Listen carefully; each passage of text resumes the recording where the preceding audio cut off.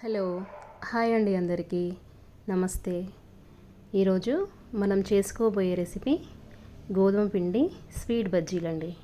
చూడండి, దానికోసమని ఇలా నేను పిండి, చక్కెర, ఉప్పు, సోడా సిద్ధం చేసుకున్నాను.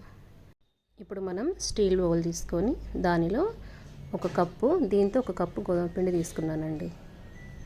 సో ఇప్పుడు దీంట్లో మనము చక్కెర వేసుకుందాం. కొలతలంటూ ఏం లేవండి, ఎందుకంటే ఈ పిండిలో చక్కెర ఎక్కువ అయితే లూజ్ అయిపోద్ది, తక్కువ అయితే తీపిదనం తగ్గుద్ది. అందుకని చూసుకుంటూ కలుపుకోవాలి, మనం బజ్జీలాగా వచ్చేలా కలుపుకోవాలి. చూడండి, కొంచెం అంటే కొంచెం సాల్ట్ వేసుకోవాలి, చిటికెడు సోడా వేసుకోవాలి. ఇప్పుడు మనం ఇవన్నీ మిక్స్ అయ్యేలాగా కలుపుకుందాం. చూడండి, ఇలా మొత్తం మిక్స్ అయ్యేలా కలుపుకోవాలి. తర్వాత ఈ పిండిలో కొంచెం కొంచెంగా వాటర్ వేసుకుంటూ నెమ్మదిగా, లూజ్ కాకూడదు, అలా అని టైట్ ఉండకూడదు, కొన్ని కొన్ని వేసేసుకుంటూ నిదానంగా కలుపుకోవాలి. ఎక్కడ కూడా ముద్దలు అనేది లేకుండా కలుపుకోవాలి.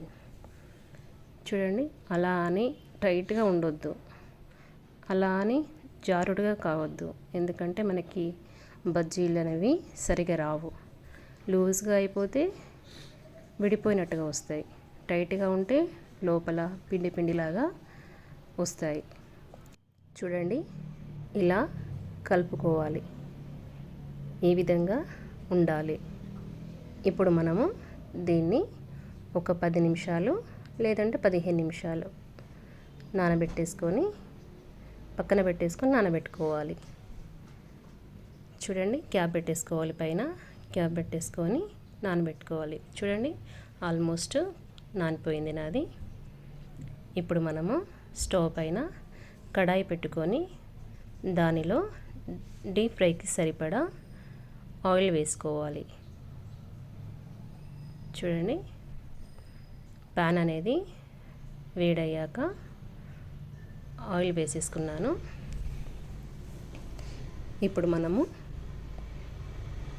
దీనిలో మనము బజ్జీలు వేస్తాం కదా, చిన్న చిన్న బజ్జీలు, అదేవిధంగా చేత్తో పిండిని తీసుకొని చిన్న చిన్నగా వేసేసుకోవాలి. చూడండి, ఒకసారి ఆయిల్ హీట్ అయిందో లేదో నేను చెక్ చేసుకుంటున్నాను. ఇలా వేయగానే పైకి వచ్చేసేయాలి పిండి అనేది, అప్పుడు కరెక్ట్గా హీట్ అయినట్టు. చూడండి, ఇలా చిన్నవి చిన్నవిగా వేసేసుకుంటే అవి కొంచెం పెద్ద సైజులోకి మారుతాయి, ఎందుకంటే సోడా వేసుకున్నాం కదా, దానివల్ల కొంచెం పొంగుతాయి.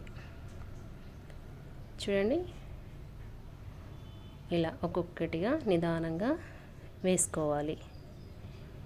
వేసుకొని మీడియం ఫ్లేమ్లో పెట్టి రెండు వైపులా తిప్పుతూ చక్కగా గోల్డెన్ కలర్లోకి వచ్చేలా కాల్చుకోవాలి.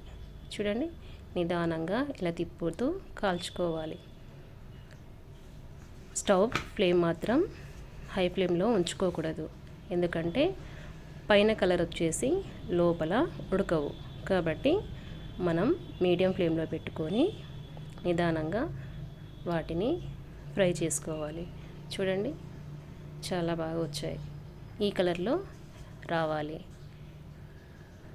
చూడండి, ఇలా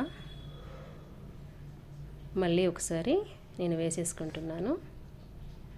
అప్పటికప్పుడు ఏదైనా తినాలనిపిస్తే జస్ట్ పెద్ద ప్రాసెస్ ఏం లేదండి, ఇది సింపుల్గా ఈజీగా మనకు స్వీట్ తినాలనిపించినప్పుడు ఇలా అప్పటికప్పుడు చేసుకోవచ్చు.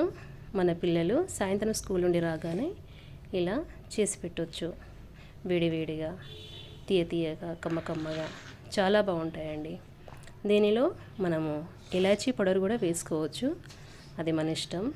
నేను మాత్రం వేయలేదు, మా పిల్లలకి ఇష్టం ఉండదు దీంట్లో.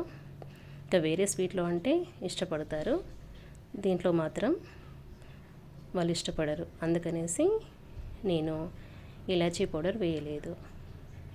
చూడండి, ఇలా చక్కగా నిదానంగా వేసుకుంటూ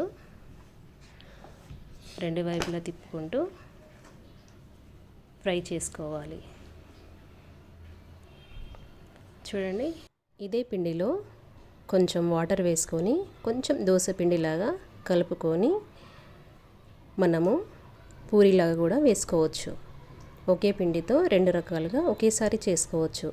నేను ఆ వీడియో షార్ట్లో వేశాను, చూసే ఉంటారు. నెక్స్ట్ డే మళ్ళీ చేసి చూపిస్తాను, అది ఫుల్ వీడియో. చూడండి ఎంత బాగున్నాయో. సో ఈ వీడియో కనుక మీకు నచ్చి ఉంటే లైక్ చేయండి, షేర్ చేయండి, సబ్స్క్రైబ్ చేసుకోండి. Thank you.